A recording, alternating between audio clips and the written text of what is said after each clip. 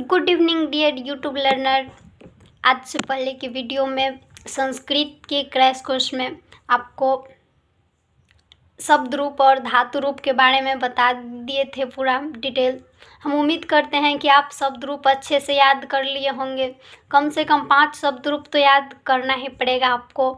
जैसे स्त्रीलिंग में लता का शब्द रूप, पुल्लिंग में बालक का शब्द रूप, ईकारांत पुल्लिंग में मुनि का शब्द रूप, साधु का शब्द रूप।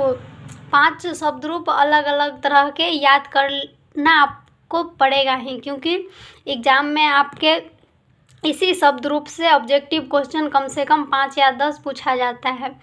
और उसके शब्द रूप के बाद आपको बताए थे धातु रूप क्रिया वाला, उसका आशा करते हैं कि आप उपयोग करना सीख गए होंगे कि मध्यम पुरुष के साथ कैसे यूज करते हैं, उत्तम पुरुष के साथ कैसे। अगर नहीं सीखे हैं तो आप मेरा पीछे का वीडियो ज़रूर देखें। इसको देखने से पहले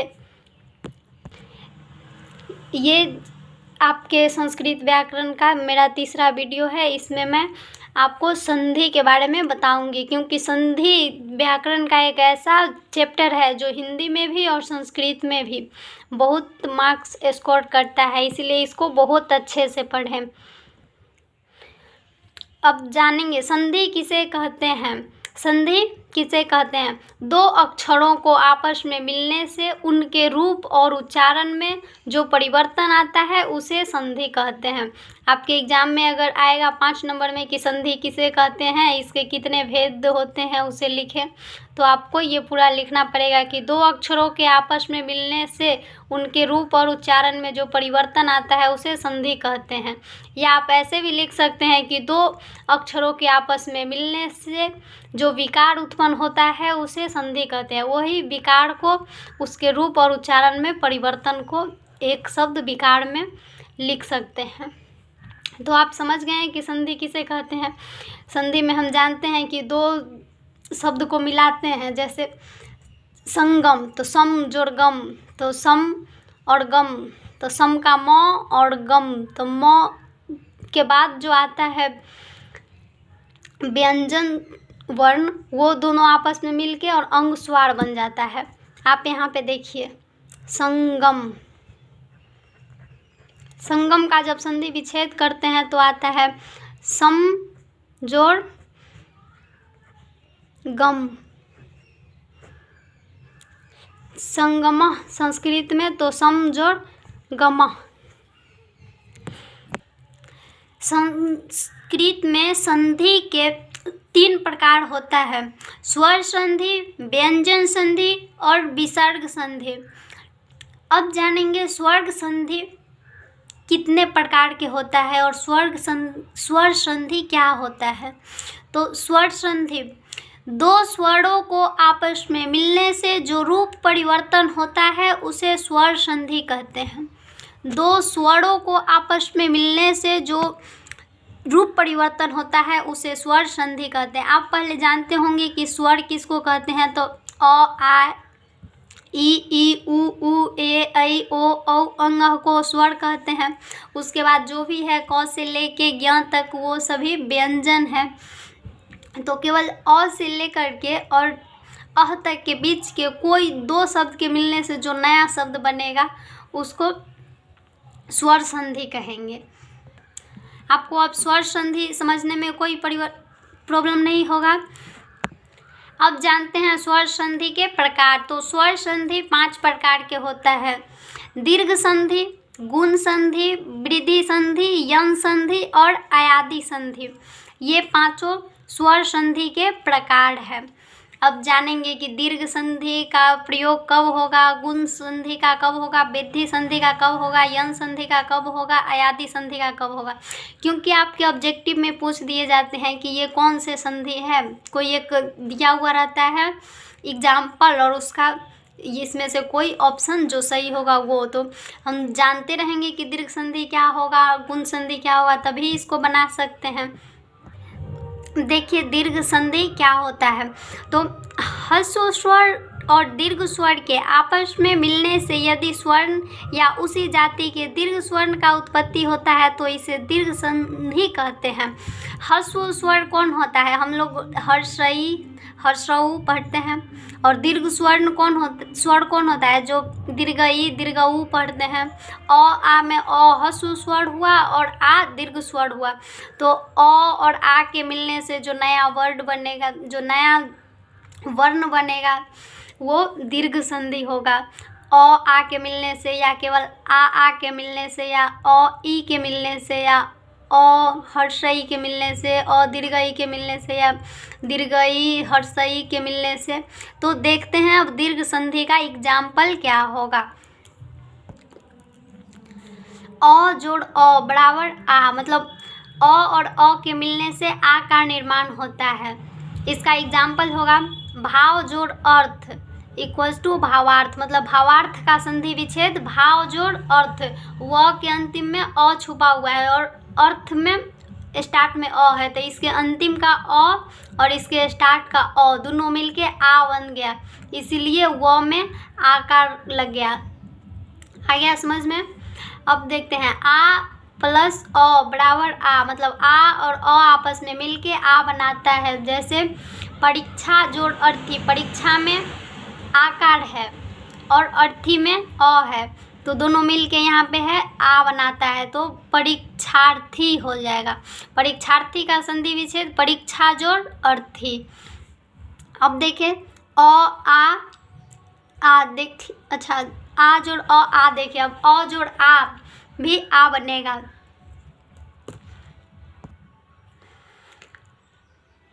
अ जोड़ आ बराबर आ, इसका एग्जाम्पल लेंगे पुस्तक जोड़ आलय, तो पुस्तक के अंत में अ है और आलय के स्टार्ट में आ है, तो अ और आ दोनों मिलके कह रहा है कि आ बनेगा, तो पुस्तकालय हो जाएगा। पुस्तक में ये आ हट के और यहाँ पे आकार लग जाएगा, हो गया पुस्तकालय का संधि विच्छेद पुस्तक जोड़ आलय। उसी तरह आ जोड़ आ बराबर आ, तो परीक्षा जोड़ आलय प्रतीक्षालय। ई जोड़ ई मतलब हर्षई जोड़ हर्षई बराबर दीर्घई, तो कवि जोड़ इंद्र, कवि जोड़ इंद्र, तो कवि में हर्षई है और इंद्र में भी हर्षई है, लेकिन दोनों मिलके जब कविंद्र बनेगा तो दीर्घई हो जाएगा। ई हर्षई जोड़ दीर्घई बराबर दीर्घई। गिरी जोड़ ईस, गिरी में हर्षई है और ईस में दीर्घई है, दोनों मिलके गिरीश का निर्माण करेगा। गिरीश का संधि विच्छेद गिरी जोड़ ईस, दीर्घई जोड़ हर्षई बराबर दीर्घई। सची जोड़ इंद्र बराबर सचिंद्र, सचिंद्र का संधि विच्छेद सची जोड़ इंद्र, दीर्घई जोड़ दीर्घई बराबर दीर्घई। नदी, नदी में दीर्घई और जोड़ ईस, ईस में भी दीर्घई बराबर नदीस, नदीस का संधि विच्छेद नदी जोड़ ईस। अगर आपके कोई शब्द के अंत में वहाँ पे विसर्ग दिया रहे, जैसे नदीस को नदीसह लिखा रहे, तो आप इसके ये संधि विच्छेद में नदी जोड़ ई सह, मतलब लास्ट में ही स में लगाइएगा हसु स्वर्ण, क्योंकि बीच में नहीं लगेगा। बीच में जो संधि विच्छेद होगा वो यही होगा, जो इसमें है वही होगा, लास्ट में जो लिखा रहेगा, क्योंकि जब बीच में आ जाएगा कोई हसु स्वर्ण तो वो स्वर्ग संधि का स्वर संधि का एग्जाम्पल नहीं रह जाएगा, वह विसर्ग संधि का एग्जाम्पल हो जाएगा, बीच में विसर्ग आएगा तो। लेकिन अगर कहीं पे अंतिम में विसर्ग दिया हो तो वो स्वर संधि का एग्जाम्पल हो सकता है, क्योंकि जहाँ पे जुड़ रहा है वहाँ पे केवल स्वर वर्ण रहना चाहिए, तो ये स्वर संधि का एग्जाम्पल होगा। आपको अब समझ में आ गया होगा। बस आपके एग्ज़ाम के लिए एक बार ये पढ़ के जाना है और उसके बाद तो ये बन ही जाएगा, इसको याद कर लेना है। भूधर्व का भू जोड़ उधर्व, लघुर्मी का लघु जोड़ उर्मी, वधूत्सव का वधु जोड़ उत्सव, भानुदय का भानु जोड़ उदय। अब देखते हैं आगे का संधि, इसको याद कर एक बार अच्छे से पढ़ लीजिएगा एग्ज़ाम देने जाने से पहले, बस आपके लिए एग्ज़ाम के लिए काफ़ी है। अब देखिए गुण संधि क्या है। गुण संधि में क्या होता है कि यदि अ या आ के बाद ह्रस्व या दीर्घ ई उ आए, हर्षई मतलब जिस पे ऊपर में ये रेफ नहीं हो वो हर्षई, और दुर्गऊ और हर्षौ दोनों में से, या री, ये तीनों में से कोई अगर अ और आ के बाद आए तो दोनों मिल के अ आ मतलब अ और ई, या अ और हर्षई, आ और हर्षई, या आ और दीर्घई मिल के क्या बनाता है, ए, ओ और अर हो जाता है। मतलब जब अ के बाद री आएगा तो अर का निर्माण हो जाएगा, जब अ के बाद दुर्गा उ आएगा तो औ का निर्माण हो जाएगा, जब अ के बाद ई आएगा तो ए का निर्माण हो जाएगा। कैसे होगा, अब इसका एग्जाम्पल में देखते हैं। अ जोड़ ई बराबर ए, देव जोड़ इंद्र बराबर देवेंद्र, देवेंद्र का संधि विच्छेद देव जोड़ इंद्र, देव में क्या है, व के बाद अ है और इंद्र में ई है, तो अ जोड़ ई मिला के ए बन रहा है, इसीलिए देवेंद्र। अब देवेंद्र का संधि विच्छेद आप कभी गलत करके नहीं आएंगे एग्जाम में, देव जोड़ इंद्र, क्योंकि क्या है, ए कैसे बना है, तो अ और ई के मेल से। दूसरा देवेश का देव जोड़ ईस, इसमें देव में अ और ई दोनों मिलके ए बना है, अ और दीर्घ ई मिलके ए बना है। महेंद्र महाजोड़ इंद्र, महेश महाजोड़ ईश, क्या हुआ है, आ के बाद महेंद्र में आ, महा में आ और इंद्र का ई, आ और ई मिलके ए बनाया है। मतलब अ के बाद ई आए या आ के बाद ई आए, सब मिलके ए का ही निर्माण होगा। ये आपके एग्ज़ाम के लिए बहुत ज़रूरी है, क्योंकि आपको एग्ज़ाम में ये सब का संधि विच्छेद नहीं भी याद रहेगा, अगर ये याद रहेगा तो आप ज़रूर सही बना के आएंगे।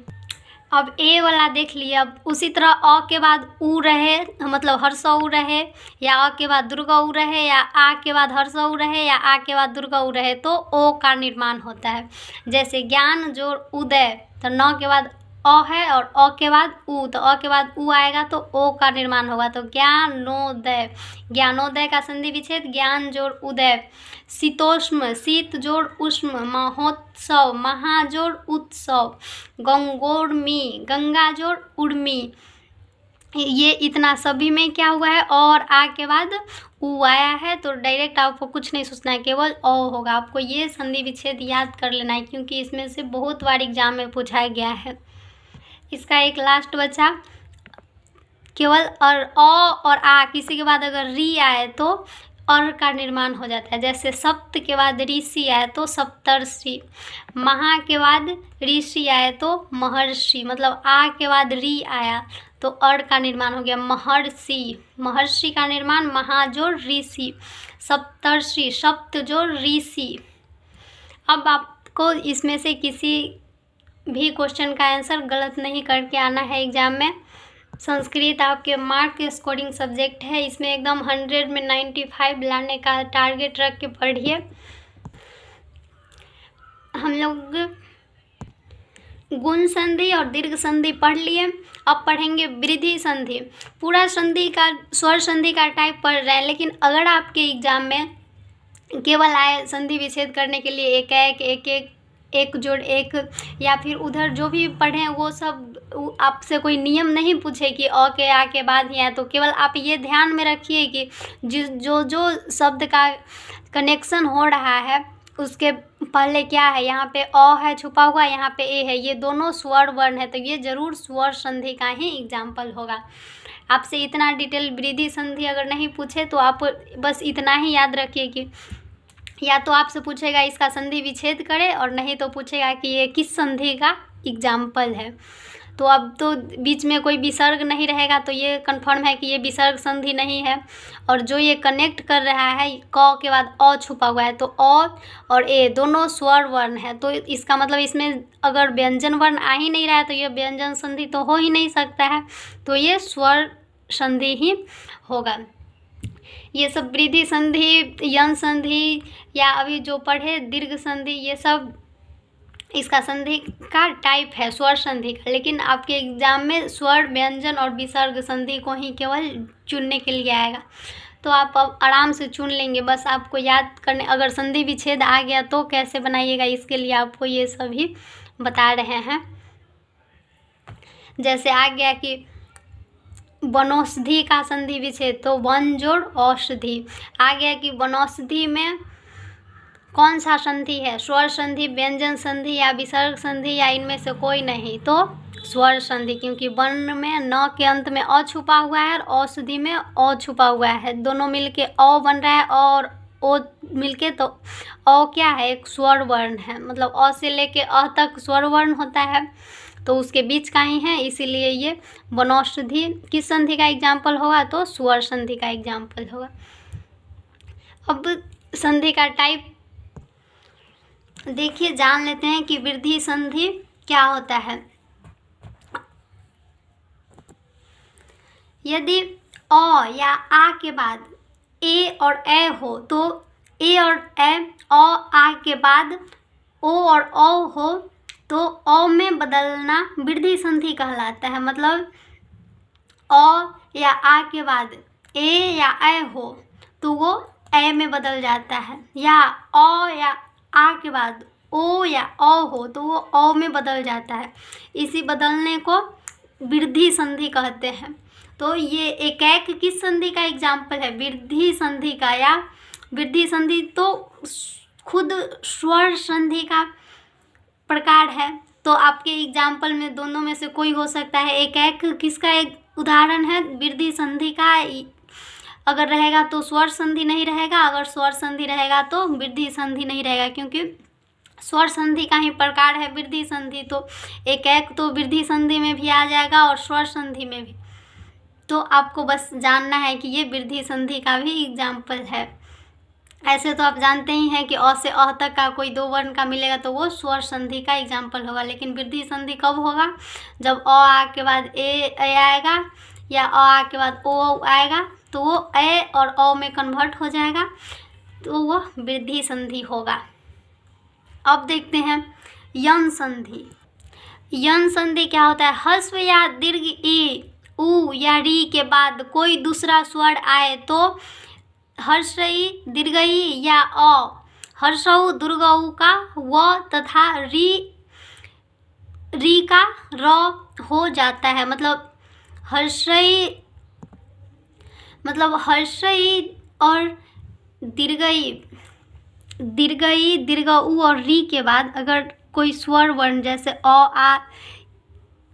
आ जाएगा, हर्षई के बाद अगर अ आ जाएगा तो वह य में कन्वर्ट हो जाएगा। कह रहा है कि हर्षई का य हो जाएगा। हर्षई या दीर्घई के बाद अगर अ या आ जाएगा तो वो य में कन्वर्ट हो जाएगा। हर्षऊ या दीर्घऊ के बाद अगर अ आ जाएगा तो वो व में कन्वर्ट हो जाएगा। और री और ली के बाद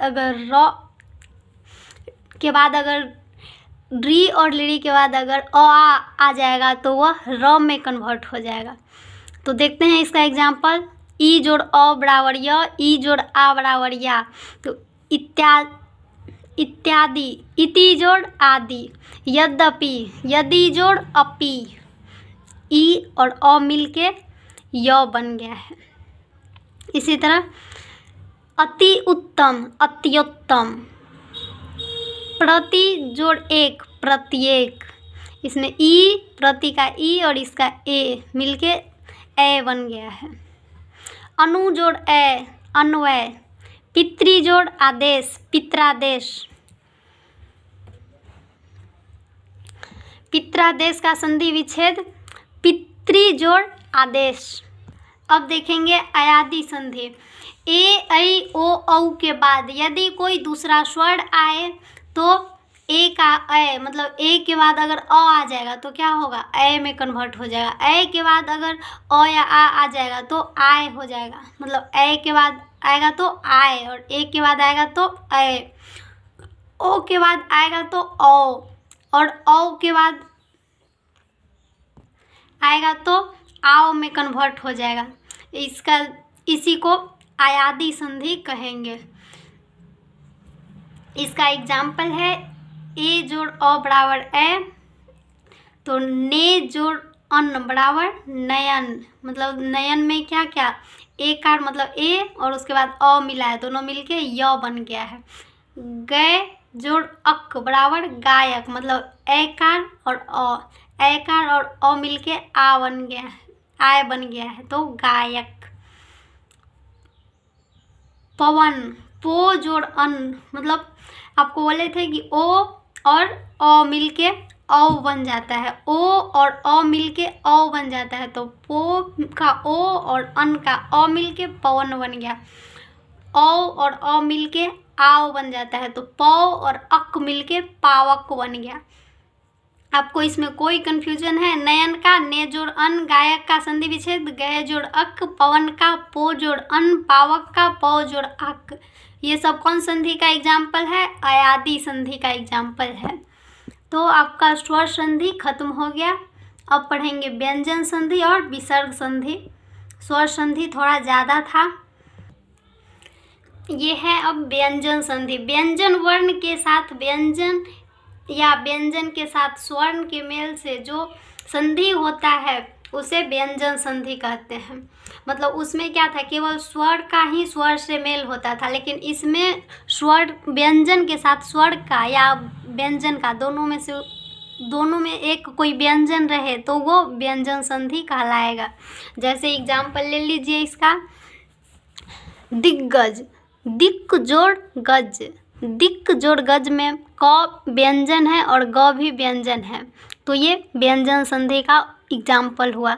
अच जोड़ अंत, अच में च व्यंजन है लेकिन अ स्वर है, स्वर है फिर भी ये व्यंजन संधि का एग्जाम्पल होगा, व्यंजन संधि का ही उदाहरण होगा, क्योंकि कोई एक अगर व्यंजन हो गया दोनों में तो वो व्यंजन संधि का उदाहरण होगा। इसका व्यंजन संधि का भी बहुत सारा नियम है, कैसे कैसे कब बदलता है, लेकिन आपके लिए बहुत ज़्यादा लंबा वीडियो हो जाएगा और आपके एग्ज़ाम में अब नियम नहीं पूछा जाता है संस्कृत व्याकरण से, क्योंकि संस्कृत व्याकरण का सारा क्वेश्चन ये कर दिया है, ऑब्जेक्टिव कर दिया है, तो ऑब्जेक्टिव में वो कोई नियम थोड़ी पूछेगा। ऑब्जेक्टिव में तो एग्जाम्पल ही पूछेगा या फिर वो एग्जाम्पल किसका प्रकार है ये पूछेगा, तो एग्जाम्पल को ही सही से याद कर लेते हैं। एग्जाम्पल देख के ही समझ में आ जाएगा कि ये किस संधि का एग्जाम्पल है, या फिर एग्जाम्पल याद रहेगा तो उसका संधि विच्छेद करने में आसान होगा। दिग्गज का संधि विच्छेद दिक्क जोड़ गज, अजंत का संधि विच्छेद अच जोड़ अंत, अब्ज का संधि विच्छेद अप जोड़ ज, इसको याद कर लीजिएगा। संचय का संधि विच्छेद सम जोड़ चय, संसार का संधि विच्छेद सम जोड़ सार, संगम का संधि विच्छेद सम जोड़ गम, संगम का संधि विच्छेद सम जोड़ चय, संसार का सम जोड़ सार, संगम का सम जोड़ गम। ये सब का नियम है कि म के बाद कोई व्यंजन वर्ण आए तो म का अनुस्वर हो जाता, मतलब म है और उसके बाद जो आने वाला है वो स्वर नहीं है, मतलब अ से अह तक के बीच के शब्द नहीं है, दूसरा कोई शब्द है, च स ग ये सब क से ज्ञ तक के बीच के शब्द है, मतलब व्यंजन शब्द है, तो इसका क्या होगा, म के बाद आएगा तो इसका अनुस्वर में मतलब अनुस्वार में चेंज हो जाएगा।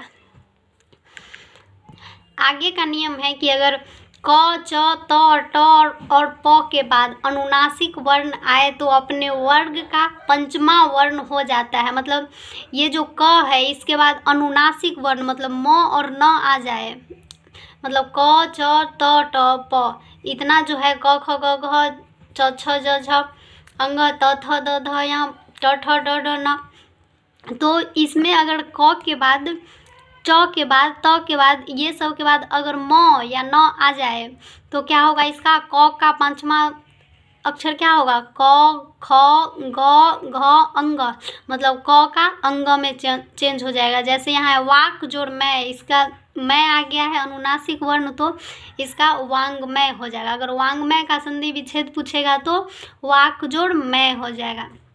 इसी तरह जगत जोड़ नाथ, जगत में त है तो हलंत है और इसमें अंत में अनुनासिक वर्ण आ गया, मतलब म या न का कोई एक पार्ट आ गया है जगतनाथ में, तो जगत न होके त के जगह पे न हो जाएगा, तो थ द ध न होता है उसके लास्ट में तो जगन्नाथ हो जाएगा इसका पूरा, मतलब जगन्नाथ का संधि विच्छेद जगत जोड़ नाथ।